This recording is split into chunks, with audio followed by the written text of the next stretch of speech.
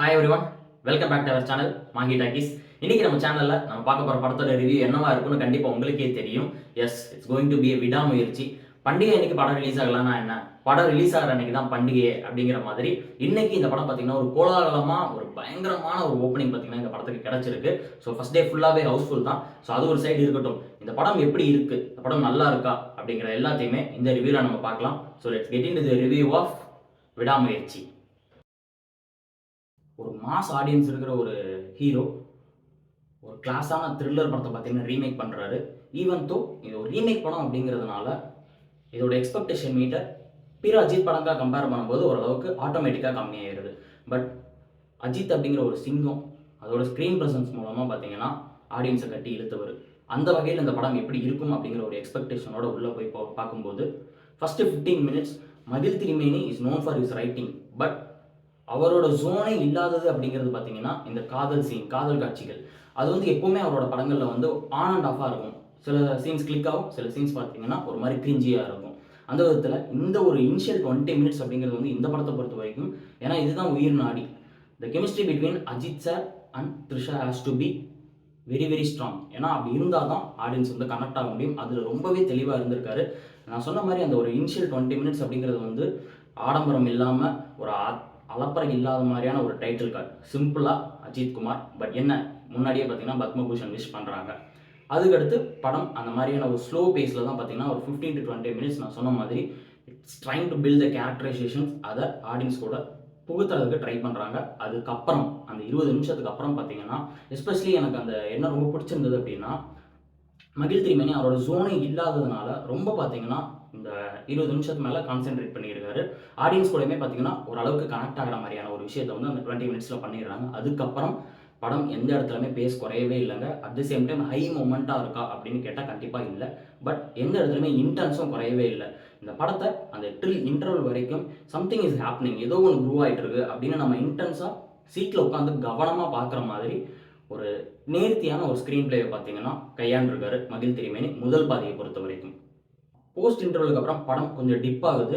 அதுக்கடுத்து பார்த்தீங்கன்னா இந்த எங்கெல்லாம் படம் லேக் ஆகுதோ அந்த இடங்கள்லாம் தூக்கி பிடிக்கிறது யாருன்னா ரெஜினா கசாண்ட்ராவும் அர்ஜுனும். இந்த 2 கதாபாத்திரங்களும் பயங்கரமாக வடிவமைக்கப்பட்டிருக்கு. எஸ்பெஷலி ரெஜினாவோட கேரக்டர் ஒரு சத்யராஜ் கேரக்டர் மாதிரிங்க. இந்த கேரக்டர் புரிஞ்சிக்கவே முடியல அப்படிங்கிற மாதிரி கிரேசியான ஒரு கேரக்டராக இருந்தது. அவங்களோட பர்ஃபார்மன்ஸும் பார்த்தீங்கன்னா இந்தளவுக்கு இருக்கும்னு நான் எக்ஸ்பெக்ட் பண்ணல. இதெல்லாத்தையும் தாண்டி படத்தில் வர ஒவ்வொரு கதாபாத்திரமுமே அவங்களோட பர்ஃபார்மன்ஸை பயங்கரமாக கொடுத்துருந்ததுனால கொஞ்சம் இந்த படம் வந்து எங்கெல்லாம் லேக் ஆகுதோ அவங்க கேரக்டர் மூலமாக நம்மளால் கனெக்ட் ஆகிக்க முடிஞ்சது. படம் நான் சொன்ன மாதிரி பேஸ் வைஸ் எந்த இடத்துலையுமே அந்த 20 மினிட்ஸுக்கு அப்புறம் பெரிய லெவலெல்லாம் பார்த்தீங்கன்னா குறையவே இல்லை. ஈவன் தோ பெரிய லெவலில் ஹை மூமெண்ட்ஸும் இல்லைனாலும் படம் நம்மளை வந்து ஒரு கான்சன்ட்ரேஷனோட எந்த இடத்துலையும் பெருசாக டைல்யூட் ஆகாமல் கவனமாக பார்த்தீங்கன்னா ஈர்த்திருந்தது. அது மகிழ் திருமேனியோட ஒரு பெரிய திறமை அப்படின்னு சொல்லுவேன். ஏன்னா ரைட்டிங் மூலமாக நம்ம எல்லாருமே பார்த்தீங்கன்னா கட்டி போட்டுட்டார் அப்படின்னு தான் சொல்லணும். செகண்ட் ஹாஃபை பொறுத்த வரைக்கும் நான் சொன்ன மாதிரி ஒரு சில இடங்களில் டிப் ஆனாலும் அந்த ப்ரீ கிளைமேக்ஸ் முன்னாடி பார்த்தீங்கன்னா ஒரு சம்பவம் பண்ணியிருக்காரு. அதுலேருந்து கிளைமேக்ஸ் வரைக்கும் தெர் இஸ் அ சர்ப்ரைஸ். பயங்கரமாக வந்து அது ஒர்க்காக இருந்தது. எனக்கு ரொம்பவே பிடிச்சிருந்தது. மகிழ் திருமேனி சும்மா பிரேக் டவுன் நானும் எடுக்கிறேன் அப்படிங்கிற காண்டிலாம் இல்லாமல் ரொம்பவே மெனக்கெட்டு இருக்காரு. பயங்கரமாக உட்காந்து பார்த்தீங்கன்னா எதை வந்து கொஞ்சம் மாற்றலாம், எதை வந்து நம்ம இன்னும் இம்ப்ரவைஸ் பண்ணலாம் அப்படின்னு சொல்லிட்டு பயங்கரமாக ஒர்க் பண்ணியிருக்காரு. அது உங்களுக்கு இந்த அந்த படம் பார்த்துருந்தாலும் சரி, அந்த படம் பார்க்காம பார்க்குறது வந்து இன்னும் ஒரு பெட்டர் எக்ஸ்பீரியன்ஸை கொடுக்கும் கண்டிப்பாகவே. ஸோ அந்த விதத்தில் பார்க்கும்போது பேஸ் வைஸ் எனக்கு வந்து பெரிய லெவலில் ப்ராப்ளம்ஸ்லாம் இல்லை. அஜித் குமார் இந்த மனுஷனுக்கு என்ன ஸ்க்ரீன் ப்ரெசன்ஸுங்க. நான் சொன்ன மாதிரி சிங்கம் மாதிரி பயங்கரமான ஒரு ஸ்க்ரீன் ப்ரெசன்ஸ் இவருக்கு. இவர் எப்போல்லாம் ஸ்க்ரீனில் வராரோ பெரிய மூமெண்ட்ஸ் இல்லைனாலும் அதுதான் பெரிய, அவர் வர்றதே ஒரு பெரிய மூமெண்ட் தான் அப்படிங்கிற மாதிரி பார்த்தீங்கன்னா பயங்கரமாக இருந்தது. ரெஜினா கேசண்ட்ராவோட கேரக்டரும் பயங்கரமாக இருந்தது. அட் த சேம் டைம் அர்ஜுனோட கேரக்டரும் நல்லா இருந்தது. ரெஜினா கேரக்டர் நான் சொன்ன மாதிரி கொஞ்சம் க்ரீஸியாக இருக்கும். த்ரிஷாவோட கேரக்டர் அந்த ஃபஸ்ட்டு 20 மினிட்ஸ் அவங்க பயங்கரமாக ஹோல்ட் பண்ணியிருந்தாங்க. அவங்களோட கேரக்டருமே பார்த்தீங்கன்னா ஒரு சின்ன சின்ன சர்ப்ரைஸ் எலமெண்ட்ஸ்லாம் பார்த்தீங்கன்னா மகிழ் அவர்கள் வச்சிருக்காரு.